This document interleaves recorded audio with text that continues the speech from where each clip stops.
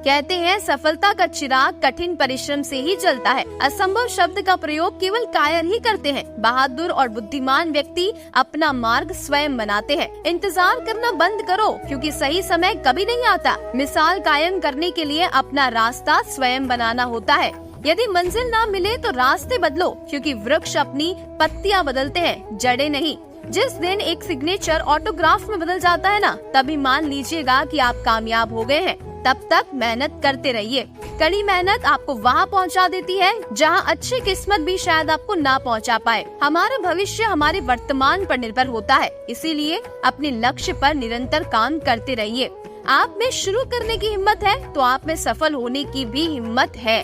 महत्वाकांक्षा के बिना बुद्धिमानी ऐसी ही है जैसे पर के बिना एक पक्षी। इससे पहले कि सपने सच हो, आपको सपने देखने होंगे। छोटा लक्ष्य अपराध है, इसीलिए हमेशा लक्ष्य महान होना चाहिए। शिखर तक पहुंचने के लिए ताकत की जरूरत होती है, चाहे वो माउंट एवरेस्ट का शिखर हो या आपके पेशे का। भगवान श्री कृष्ण कहते हैं, किसी भी काम में सफलता के लिए रचनात्मक नेतृत्व आवश्यक है। जिंदगी में अगर कुछ करना है तो प्रयास करने ही पड़ेंगे। प्रयास करेंगे तो सफलता अवश्य मिलेगी, क्योंकि कठिन परिश्रम का कोई विकल्प नहीं है और कोशिश करने वालों के लिए कुछ भी असंभव नहीं है। कठिन परिश्रम से सफलता मिलती ही है, लेकिन आलस्य से पराजय और अहंकार से कठिनाइयाँ मिलती है। बस हिम्मत रखो और ये बात हमेशा याद रखो कि जीवन की शुरुआत कहीं से भी की जा सकती है। हर वक्त जीतने का जज्बा होना चाहिए, क्योंकि किस्मत बदले ना बदले पर समय जरूर बदलता है। मोती कभी भी किनारे पे खुद नहीं आते, उन्हें पाने के लिए समुद्र में उतरना ही पड़ता है।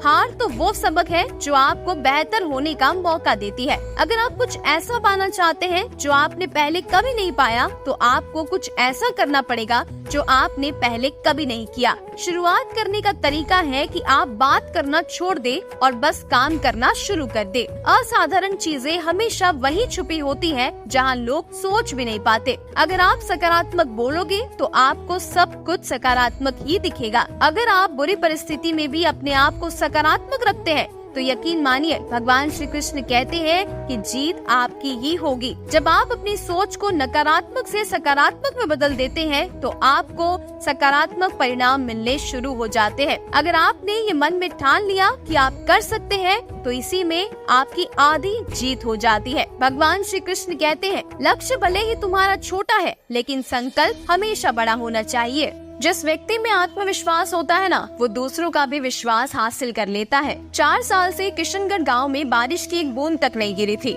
सभी बड़े परेशान थे। हरिया भी अपने बीवी बच्चों के साथ जैसे तैसे समय काट रहा था। एक दिन बहुत परेशान होकर वो बोला, अरे ओ मुन्नी की माँ, जरा बच्चों को लेकर पूजा घर में तो आओ। बच्चों की माँ 6 साल की मुन्नी और 4 साल की राजू को लेकर पूजा घर में पहुँची। हरिया हाथ जोड़कर भगवान के सामने बैठा था। वो रोंदी हुई आवाज में अपने आंसू पोंछते हुए बोला, सुना है भगवान बच्चों की जल्दी सुनता है। चलो हम सब मिलकर ईश्वर से बारिश के लिए प्रार्थना करते हैं। और सभी अपनी अपनी तरह से बारिश के लिए प्रार्थना करने लगे।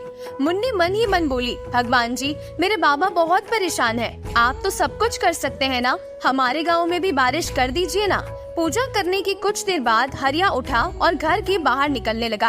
आप कहाँ जा रहे हैं बाबा? मुन्नी बोली, बस ऐसे ही खेत तक जा रहा हूँ बेटा। हरिया बाहर निकलते हुए बोला, अरे रुको रुको, अपने साथ में छाता तो लेकर जाओ बाबा। मुन्नी दौड़ कर आई और खूंटी पर टंगा छाता ले आई। छाता देखकर हरिया बोला, अरे इसका क्या काम, अब तो शाम होने को है, धूप तो जा चुकी है। मुन्नी मासूमियत से बोली, अरे बाबा, अभी थोड़ी देर पहले ही तो हमने प्रार्थना की है, कहीं बारिश हो गई तो? मुन्नी का जवाब सुनकर हरिया स्तब्ध रह गया। कभी वो आसमान की तरफ देखता तो कभी अपनी बिटिया के भोले चेहरे की तरफ। उसी क्षण उसने महसूस किया कि कोई आवाज उससे कह रही हो, प्रार्थना करना अच्छा है, लेकिन उससे भी जरूरी है इस बात में यकीन रखना कि तुम्हारी प्रार्थना सुनी जाएगी और फिर उसी के मुताबिक काम करना। हरिया ने फौरन अपनी बेटी को गोद में उठा लिया, उसके माथे को चूमा और छाता अपने हाथ में घुमाते हुए आगे बढ़ गया। ये छोटी सी कहानी हमें बताती है कि अपनी पूजा को सही मायने में सफल होते देखना चाहते हैं तो ईश्वर में विश्वास रखें और ऐसे काम करें जैसे मानो आपकी प्रार्थना सुनी ही जाने वाली हो। और जब आप लगातार ऐसा करेंगे तो भगवान आपकी जरूर सुनेंगे। पाएंगे। आपकी सीमा केवल आपकी कल्पना है। खुद पर विश्वास करना एक जादू जैसा है।